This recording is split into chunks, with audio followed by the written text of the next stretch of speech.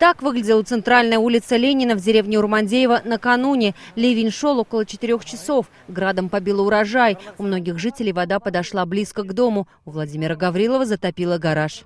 Вот здесь полным-полно воды. Сантиметров 30 я измерял.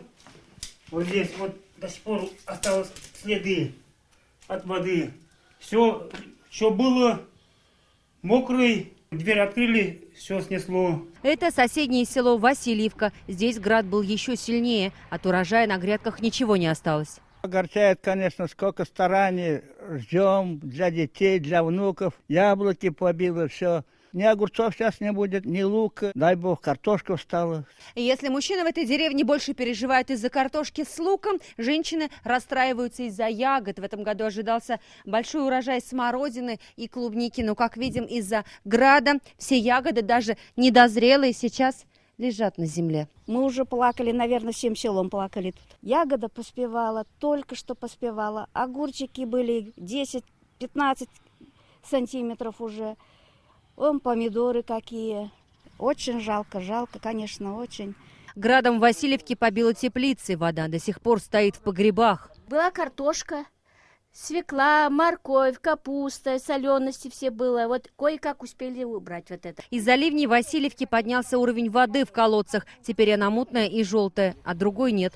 Беда не пришла одна. Во время разгула стихий прорвало дамбу в местном пруду, куда приходили на водопой животные. Грунт везти надо. Отсюда нигде не возьмешь грунта. Здесь уже грунт смыло все.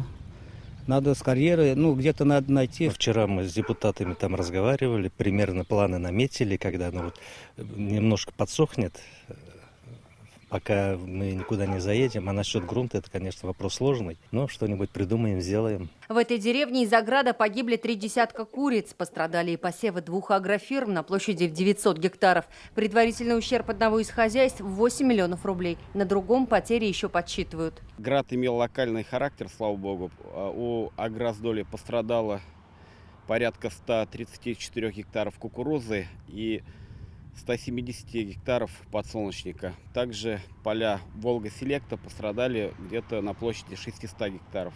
Пока селяне подсчитывают ущерб от града и ливней, прогноз синоптиков неутешителен. Опять грозы. Юлия Гоглева, Данил Филатов, ТНВ, Аксубаевский район. Закажи рекламу на ТНВ. Телефон в Казани 5 705 100.